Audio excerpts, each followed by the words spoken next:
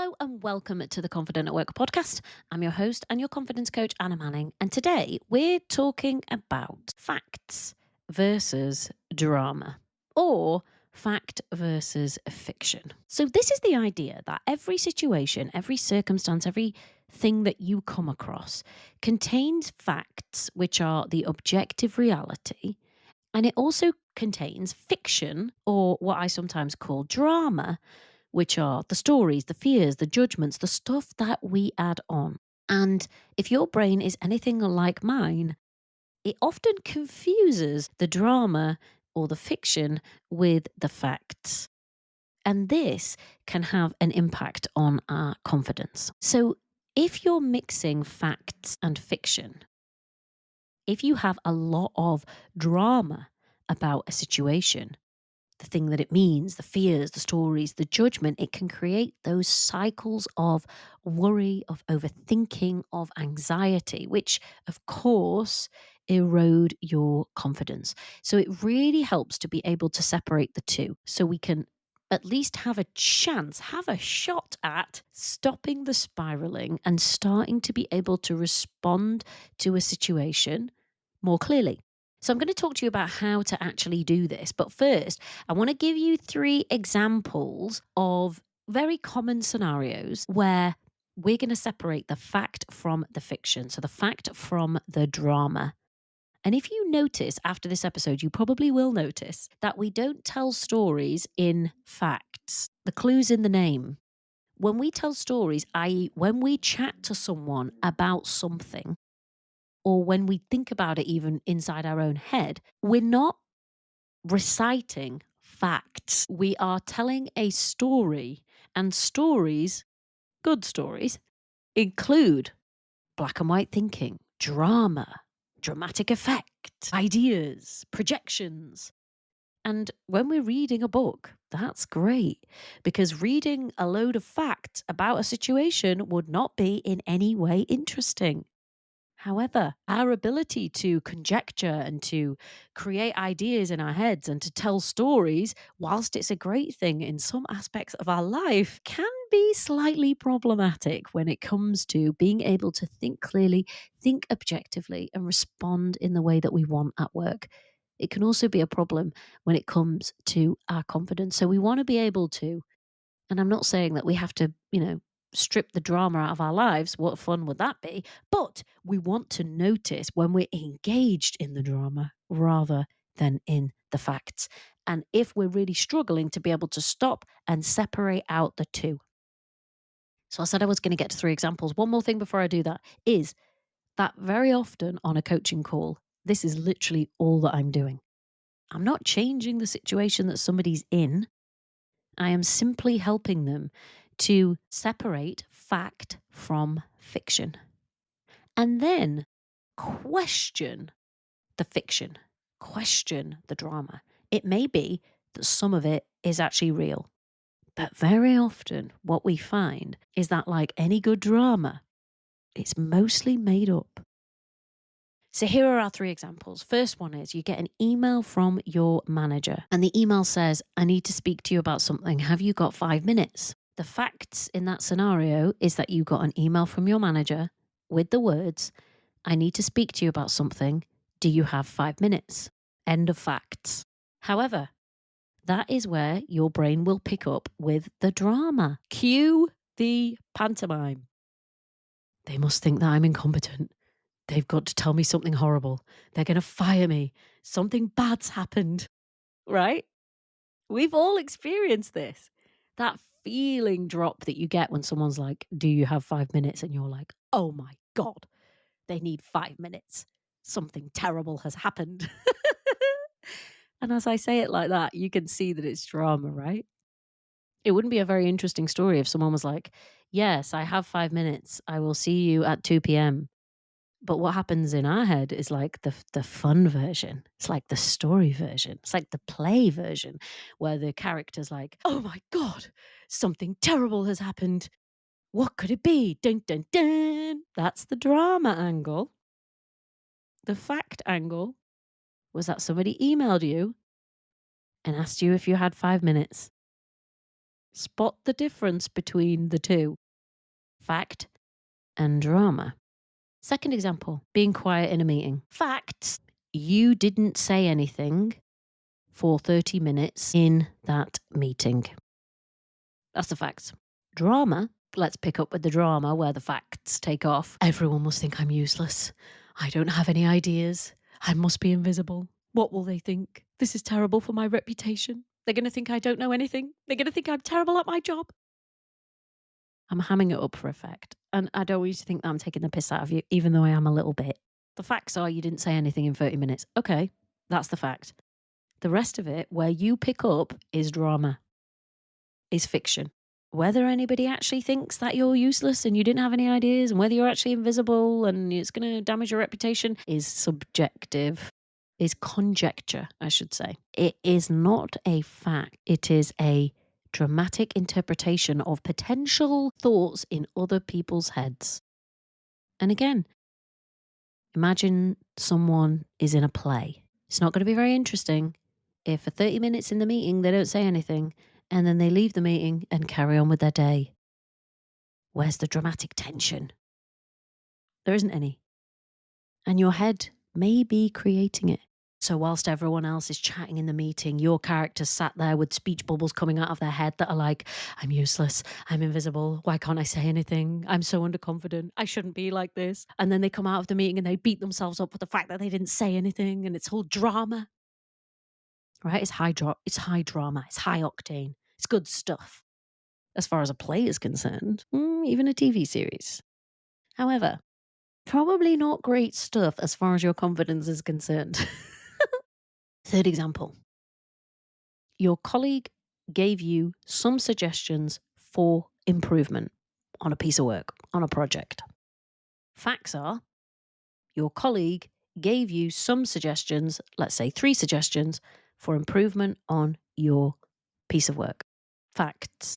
Drama, they don't like me, I'm failing, I'm going to get a terrible review, they think that I'm bad at my job, how dare they say this? All of the things that your head makes up about the fact that somebody gave you some suggestions for improvement. Again, imagine the drama. Let's put this on a stage. A colleague gives you 3 suggestions for improvement on your project. You take them on board and you carry on with your day. Boring. Now, that's the stuff that good days at work are made of, but not good dramas. Dramas require some element of self-judgment, some element of self-loathing, something that gives it some tension. And your brain's got it, doesn't it?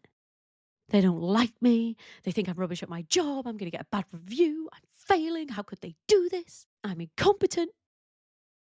They're my 3 examples. Now, have you just found out from those examples that you are very, very, very good at the drama? You could write an excellent script. You could keep them captivated for hours. How much of what goes on in your head at work is drama versus facts? And if it's a lot, you are not alone. Do you know the epic tales, the tragedies, the dramas that are going on all around you every day? Everyone looks very professional, don't they? Very competent, very together. But if you could sit down with them like I do, you would hear the dramas, the raging epics, the stories, the fiction, which is going on behind the scenes. And when you think about it, kind of fun. We all love a bit of drama, right? It's what makes things interesting. Facts are boring. However, if your confidence is something that you would like to work on, if you would like to feel more confident at work, I'm going to suggest that you may want to look at the amount of drama you are currently experiencing. Because sometimes that drama, whilst no doubt is very entertaining, is also exhausting and eroding your confidence. And one of the ways that you might try and notice this is just by having a bit of fun. Don't be too serious with it. I haven't been. Notice the drama, the high impact, the octane. Imagine putting your hand over your head and flopping onto a chaise lounge and saying all the things that are in your head about that email that you just got. you might realise it's funny. It's drama. It's not real. It's not even happening, except inside your own head. And while sometimes it's kind of fun to be a drama llama, right? It's great to embellish a story or to gossip with friends, and the more dramatic irony and tension that you've got, the better. But watch it when it comes to your confidence. Watch the amount of drama which is going on. If your head is something like your Netflix account, beware, tricky for you to feel confident at work. Unless your drama is all about how wonderful you are and what this would mean and what a great opportunity you have. And to be honest, I ain't never met anyone whose drama internally sounds like that. Maybe they exist. Maybe they're currently the people running the world. Oh my. But if you're anything like most of my clients, the drama, it's an epic tragedy. It's a tale of woe. It's potential catastrophe. It's loss.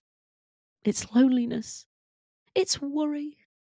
It's doubt. It's shame. It's anger. It's anxiety. And all of that drama, whilst it's great in your Netflix subscription, it may not be so great if it's happening inside your head. So this is what I want you to do. If you notice from this episode, yeah, okay, maybe I am sometimes somewhat dramatic. And FYI, so am I, right? So is everybody else listening to this podcast. So don't get yourself down about it. Don't be dramatic about it. Just take it as a fact that right now I am dramatic. Don't give yourself any drama about it. But there's a couple of tools that you can use. And the first one is just a very simple question. What are the facts in this situation? What are the facts in this situation? And just write down the facts. And anything that you've attempted to sneak in there, which is opinion, which is story, which is supposition, which is imagination, strike from the record, because that is not the facts. And once you have the facts down, take a look. It may look very different from how it looked before. The other tool is similar. And I sometimes encourage people to fold up your paper or make a table if you're typing this and write fact in one column and fiction in the other, or fact in one column and drama in the other. So you can really see, here are the facts in the situation. So my manager sent me an email asking for a 5-minute chat, facts. And then on the other side of my table, here is my drama. I'm going to get sacked. They think I'm incompetent. Something terrible has happened. And maybe you can even do it as I've done in this episode, right? Imagine playing this out as a great drama, great workplace drama, great office drama, or whatever the environment is that you work in, and see if it still stands up to scrutiny. It might just feel like, oh, okay. Just being a little bit dramatic today. I've been staying with family for the last kind of week or so, and I have a niece, a goddaughter called Robin, and her life is a life of high drama. She feels things deeply. She cries, she shouts, she laughs, she does it all. She is what you would call dramatic. And it's good to notice that sometimes we're all a little bit Robin. We think we're very professional, very put together, very logical, very rational, very reasonable. And when it comes to how we interact with other people, we might be. But when it comes to what's actually going on inside our head, in the quiet, we're probably a little bit Robin. We're probably a little bit dramatic.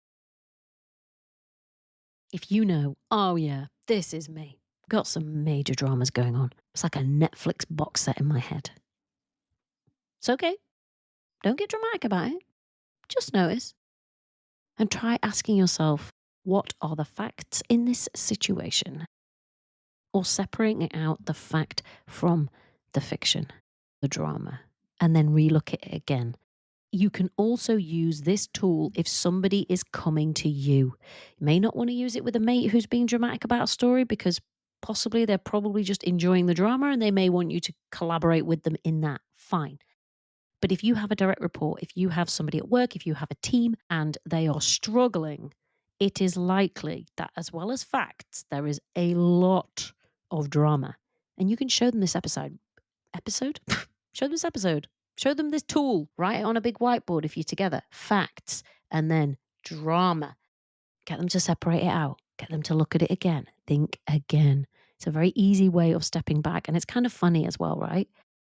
Especially when we admit that we're all rather dramatic on the insides of our heads. We catastrophize. We think in very black and white terms. We make up stories about things that didn't really happen in the past and probably are never going to happen in the future. And then we get all vexed about the permutations of them, and they're not even real. And they're definitely not even happening, or they probably won't happen. So let's try separating out the facts and the fiction this week. And if you would like to come and work with me in order for me to help you to do that, head to the link in the show notes and book a call to explore private coaching. You can also come and join the Confident at Work membership. This is for professional women who want to feel more confident at work. We have group coaching, we have a learning library, we have a private podcast. Everything we do in the podcast, in private coaching, and in the membership is designed to help you feel more confident at work. And one of the ways that you can do that is from learning how to separate out the fact from the fiction. All right, I will see you in next week's episode. Bye. Confidence, confidence, confident. I can be confident. Confidence, confidence, confident. I can be confident at work.